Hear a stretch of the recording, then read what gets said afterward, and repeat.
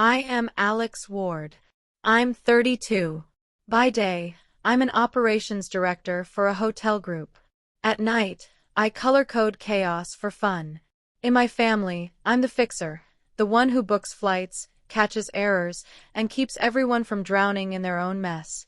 I grew up under one rule: don't make a scene, solve it quietly. I don't make scenes. I don't shout. I don't slam doors. Not my style. I take notes. 2 weeks before my sister's wedding, the notes started to stack up. A florist quote with 2 different delivery addresses. A rental contract using the old business name. A venue certificate missing the updated fire capacity. Things most people don't see. Things I'm trained to see. I flagged nothing. I just highlighted. I archived. I waited. Then came the email. Subject line: update for ALX, not a guest. The words were surgical. For the overall vibe, we're keeping it intimate. We'll still need the airport pickups, the welcome baskets, and the seating revisions. But attending isn't essential. It's about aesthetics, not roles. My name wasn't even spelled right. I didn't reply. I took a screenshot. The espresso machine hissed. The kitchen smelled like citrus cleaner and a hint of burnt toast from next door. My pen scratched one sentence across a legal pad: invisibility was the weapon they chose. The family group chat followed like clockwork. Alex, can you reprint the song lists? Alex, confirm shuttle timing. Alex, pick up grandma from gate C. Staff, not sibling. Cost-free labor. I typed, received. Then I opened a folder on my laptop labeled Quiet Power. Inside were updates, compliance reports, and one document I never planned to use like this. Here's the detail that changed everything. The venue. 6 months ago, our hotel group acquired it in a distressed assets bundle. The old owner kept his portrait in the office and his bourbon under the sink. I kept the fire code binder, the vendor list, and the master calendar.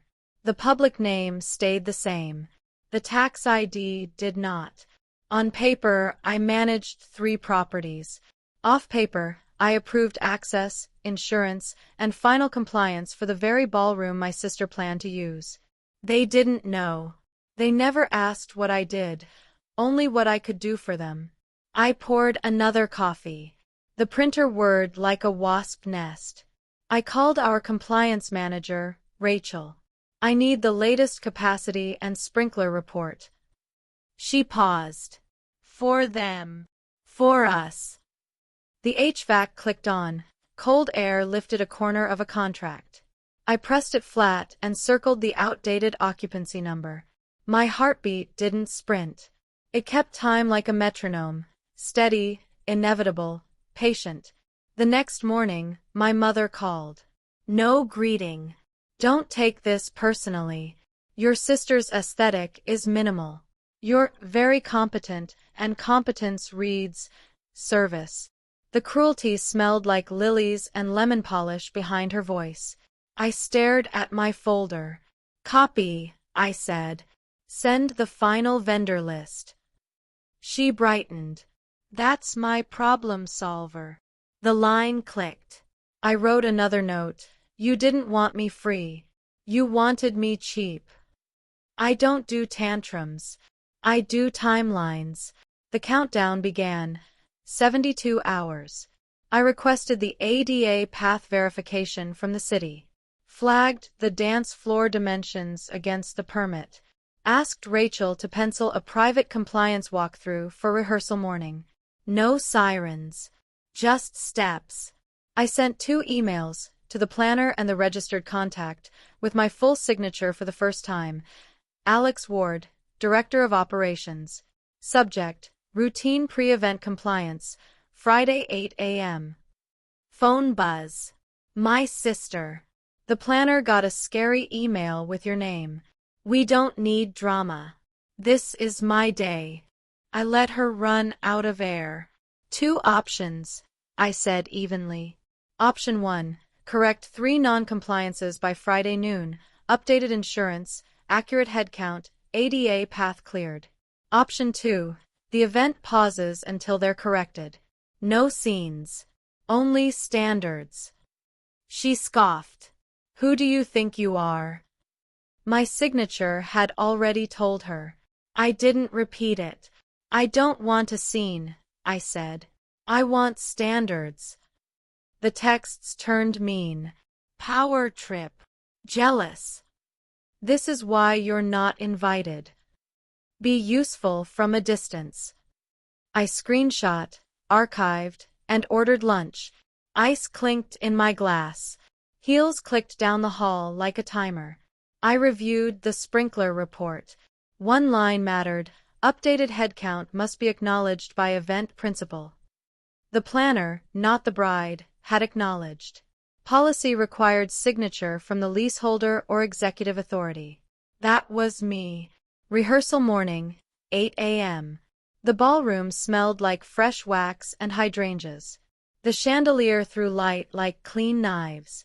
Rachel stood to my right with a clipboard, our legal counsel, Daniel, to my left with a folder.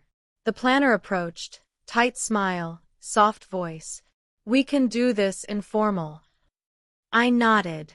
We can do this correct. We walked the ADA route. A decorative hedge blocked the ramp. Remove it, I said. No rise in tone. The hedge slid aside on squeaky casters.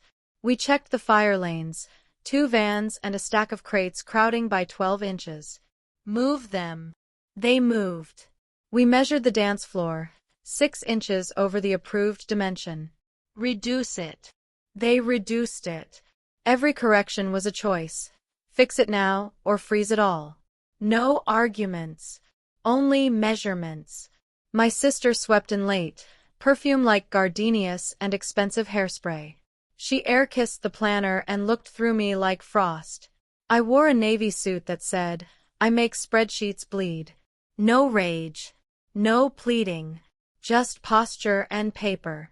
At the end of the walkthrough, I placed 2 documents on a cocktail table. We have one gap, I said. Headcount disclosure contradicts the seating chart. You're over capacity by 18. I tapped the signature lines. We can approve at the accurate number, or we can hold until it's corrected. 2 options. My mother's voice flattened into warning. You wouldn't dare ruin your sister's wedding. I looked at the exit sign, glowing red and calm. I don't ruin events, I said. I prevent disasters. The 3rd van goes. 18 people don't. My sister smiled like a blade. Those 18 are our maybe list. We didn't count staff as people. She laughed. The word people rang in the crystal. I didn't blink. Staff are people, I said. And I'm not your staff. Silence. The planner's pen scratched. We'll cut the maybe list. She slid the paper to my sister. My sister didn't move. Or, I added, keep the list and open the West Hall overflow on our approved plan with an extra security post and 2 attendants. That requires an amended invoice and a recorded apology acknowledging the non-compliance thread. I turned the 2nd page. Option 3 was always available. It just costs money. My sister went pale. An apology? I held her gaze. Public disrespect requires public correction. You treated me like unpaid staff. Choose correction or consequences. Daniel set down a small recorder. We can take statements now. I didn't look away. The hydrangeas smelled like cold water and sugar. Time didn't press.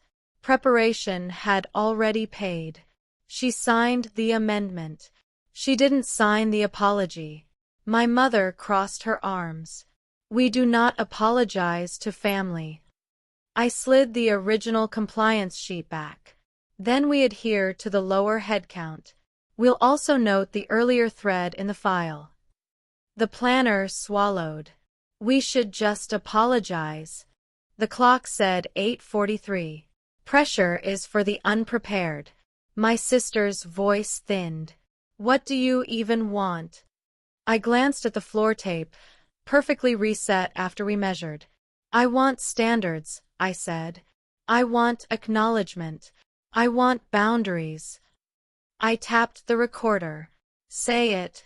We disrespected you. We expected labor, not presence. That won't happen again. Then we proceed with the expanded plan. She whispered it first. Then louder, steady to the room. We disrespected you. We expected labor, not presence. That won't happen again. She signed the apology. My pen clicked. Small. Final. I initialed the approval, added the overflow hall, required the security post. No victory dance. Just process. I didn't attend the rehearsal dinner. Boundaries are quiet decisions, not announcements. I sent shuttle updates, arranged a dedicated escort for Grandma, and closed my laptop at 9:12 p.m. The apartment smelled like decaf and paper. Ice cracked in my glass. I slept. Wedding day. I arrived at 5:40 p.m., walked the West Hall first, nodded to security, reviewed the final head count. Accurate, legal, safe. I stood in the back for the vows, not hidden, not center, exactly where I chose to be. When the band started, my mother approached, mouth already shaping old rules. Don't make a scene. I smiled, small. I don't make scenes, I said. I make standards. Later, my sister found me by the service door. Without the performance, she looked smaller. You could have burned it down, she said. You didn't. The ramp was clear. A caterer wheeled a cart past, humming. I don't burn, I said. I build. You just can't stand the scaffolding. She let out one brittle laugh. So, what now? I tucked my hands into my pockets. New boundaries. Documented. Permanent. I left before the sparkler exit. Dignity leaves early. On my kitchen table, I placed 3 things: the apology copy, the signed amendment, and my day 1 note. Invisibility was the weapon they chose. I added a line beneath it. Visibility was the consequence I delivered. I turned off the light. The printer was finally quiet. People think revenge is loud. Real justice is measured. It sounds like a pen scratching, a hedge rolled off a ramp, a dance floor trimmed to fit the law. It smells like wax, water, and lilies. It feels like shoes firm on a cold floor while everyone else slips. It looks like 2 calm choices offered in public: correction or consequences. I don't do scenes. I take notes. And I enforce them. Has your family ever treated you like unpaid staff? Say 1 word in the comments: email, walk, or record, the moment that hit hardest. If this straightened your spine even a little, tap like now so this story finds the next person who needs standards, not scenes.